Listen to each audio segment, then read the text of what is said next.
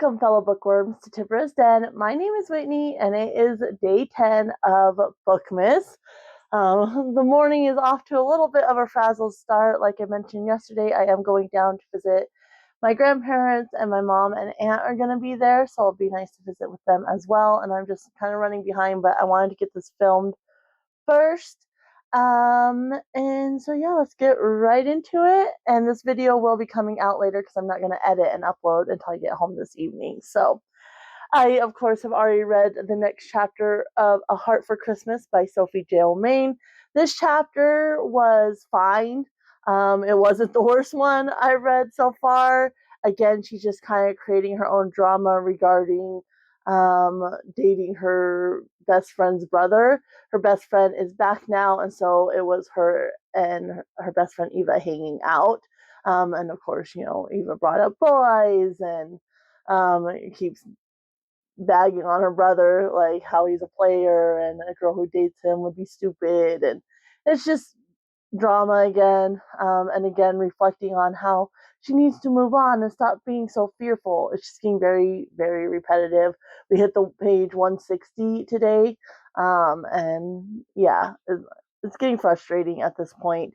But I'm planning on to continuing on because I do like the characters, even though there's not a lot of depth there. And I keep hoping it might get a little bit better, but I know it's not going to. It's just going to keep being drama and such. But that's okay. I'll just keep plugging along. They're really short chapters, and it's nice to start my morning that way. My husband and I did read the next story in Mystery for Christmas, but it's just edited by Cynthia Manson. This one was called Kelso's Christmas by Malcolm McClintock.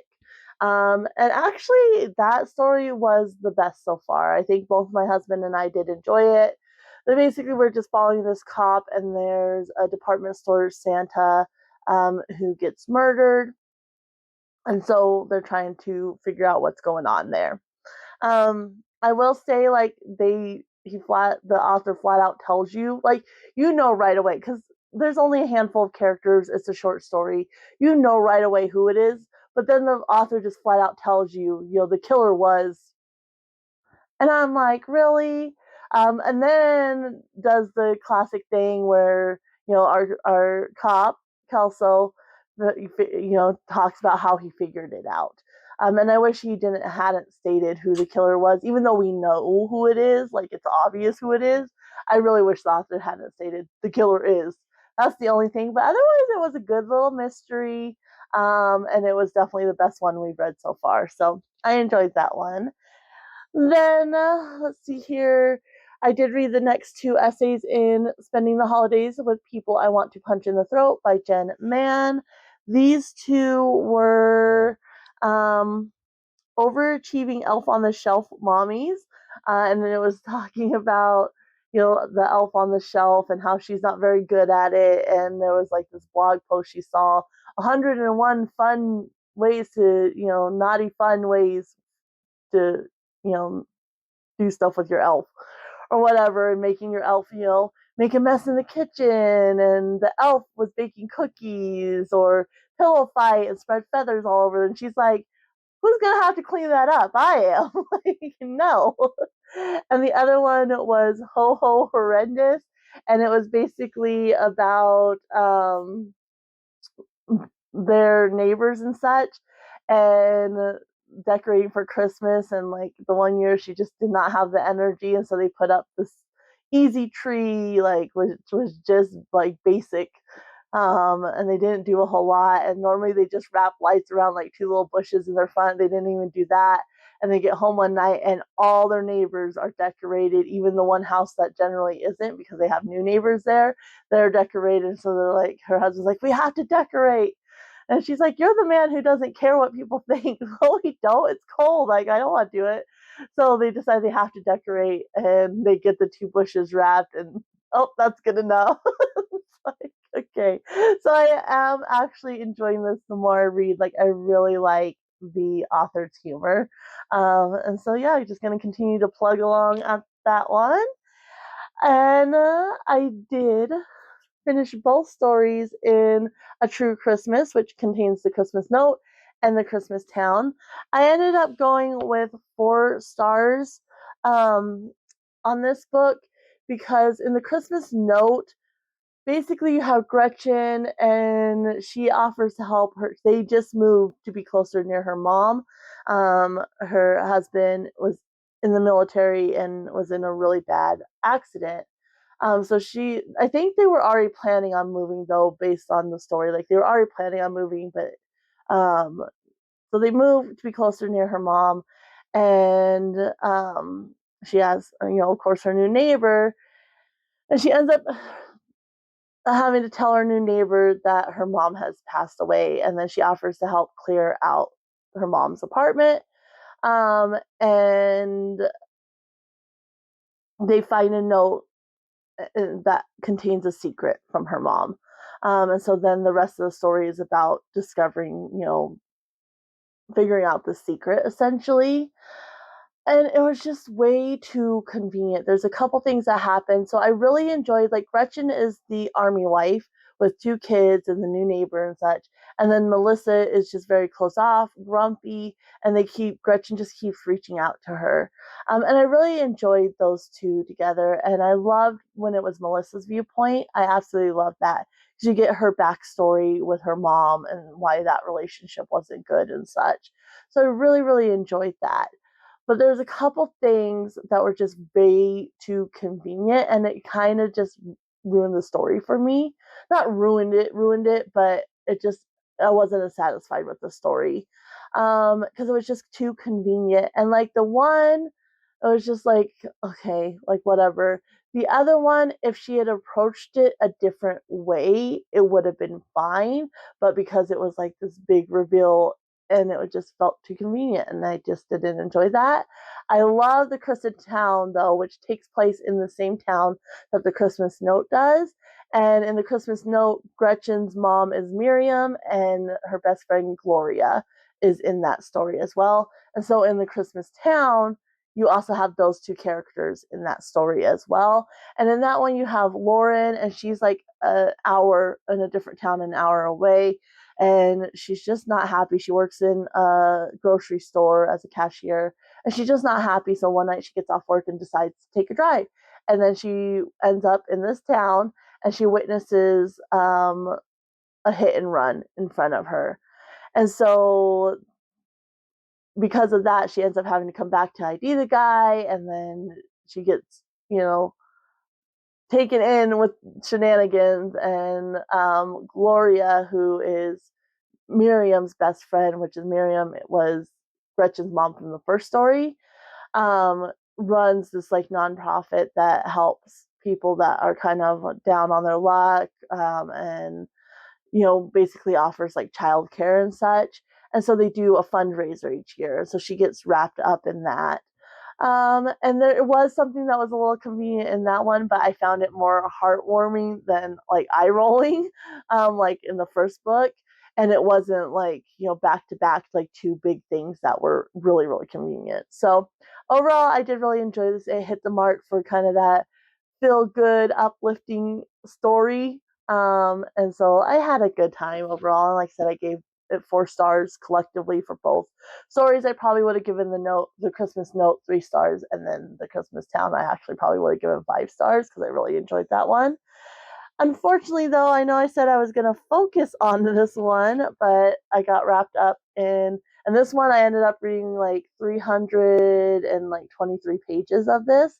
So it was a lot of reading to do. And so I spent the whole day basically on that one. So I did not end up touching Let It Snow, which has the 3 stories by John Green, Maureen Johnson, and Lauren Miracle, which this is the pick from day 8. So I'm still behind on this one, but I will for sure start this evening when I get home. I'm just going to read a little bit of this and then switch over to whatever today's pick is. So still haven't started that one. But yesterday's pick, the Christmas box, I did read and I did finish. It was only 113 pages, and plus you had a bunch of blank pages. So it was actually even shorter than that. And this is by Richard Paul Evans. Yesterday I wasn't sure if it was part of a series or not, and one of you did let me know it is. And I did find the 3 titles, but like you the Mistletoe collection, the Noel collection, the Walk series, the Broken Road trilogy, and then you just have a bunch of titles listed. And all three of the books in the Christmas box trilogy are just listed in that group of titles and not as a trilogy. So I'm not sure why they didn't do that, especially this is the 30th anniversary edition. I do believe I have both of the other books. They're not part of this lineup, but I do have two more by this author in 24 Days of Bookmas, but not the continuation of the series. I'll probably end up reading those next Christmas. So this one, again, just too convenient. And basically, it's kind of confusing the way he writes because he inserts himself and his family as characters, even though the story itself is fictional. And so in this one, hey, sweetheart, let me move doors. Sorry. Books are in her way. Huh. And so in this one, you basically have him and his wife and their young daughter. And he wrote the story originally for his daughters, and just printed like a handful of them to give to family and friends. And then everybody's like, oh, you should publish this. And so then he went down the publishing route. And so basically, it's him, his wife, and their young daughter, and they move in with this old widow. She's looking for somebody to cook and do like basic, laundry and groundskeeping and such. And so they're trying to save money. They're in this tiny little apartment. You know, their 4-year-old daughter's still in a crib because they just don't have room for a bed. And so they decide, this would be a great way we can save up some money. And I'm already cooking and doing laundry and such, so what's one more person? So they move in with this widow, and again, if it had been approached a different way and the thing that happens, if that had happened at the beginning, because it does tie into the ending of the story, and I kind of liked how it tied into the ending of the story. It was just that it was this big reveal, and because it's so short, it didn't have a lot of depth to it. And so it was just kind of like, here we go. Where if it had been that way from the beginning, like you knew going in, they knew going in, what was happening. But even the widow doesn't know it. She learns it, mid story. Which again, if it had just been from the start, it would have worked better versus this reveal. And so basically, there's kind of this secret. Boo. Sorry, she's very distracting. There's kind of the secret that this widow has, and so they're uncovering that. I will say trigger warning for child loss in this and such. But yeah, and so that big kind of thing that happens, it's like I just didn't like it, and it was felt more trauma-y for trauma's sake. And then our main, Richard, he's becoming a workaholic. Like they move, here to start this formal wear rental business. And so he's just kind of a workaholic, and the widow's trying to get it across like, hey, family's important. Spending time with your child while they're young is important. And so, yeah, there's like this character that comes in for a suit for a specific reason. And again, it just felt like trauma for trauma's sake. And it didn't add anything to the story other than just to lessen the impact. And I really don't like when authors do that. I still really like this author's writing. I think I ended up giving this 4 stars as well. I really enjoy the writing and I enjoyed the story overall, but it's like when you add in that trauma just for impact, it lessens the impact of the main point of the story. And so, yeah, I didn't enjoy that aspect, and I might have given this 3 stars. I can't remember. So yeah, that was a little bit disappointing. But I did read it, so there is that. And of course, tonight my husband and I will read Christmas Eve Love Story by Ginny Baird. We're going to be on Christmas Eve number 5 because this is the Groundhog Day trope. So we'll just see how it goes. So we'll be reading this today. I will for sure start Let It Snow. I almost hit myself in the face. I'll for sure start Let It Snow. And then I'll continue on with People I Want to Punch in the Throat. So, and of course, I already read my chapter of A Heart for Christmas. So now all we need is to find out what today's book is going to be. So we have day 10 here. And again, this could be a contemporary romance, which I kind of hope it is, but tomorrow also looks like it could be a contemporary romance. So it is a paperback and it is the right size. So let's just kind of see what we have here. Let's see if I can get it open. I really struggle with opening these this year, but like I said, I did wrap them pretty good this year. If I say normally it's kind of a little bit looser and it's easier to get through. Let's see here. Okay. Nope, not quite. Okay, let's see what we got here. Yes. Okay. So it is another contemporary romance, and this is A December to Remember by Ginny Baird. And I read The 12 Days of Christmas last year, absolutely loved it, and Meet Me Under the Mistletoe last year, absolutely loved it. Well, it's not as much as the 12 Days of Christmas. The 12 Days of Christmas really hit the mark for me. And so I'm very, very excited to get to this one because I enjoyed this author last year. So it says, three bickering half-sisters, one unique antique shop, the coziest holiday season of their lives.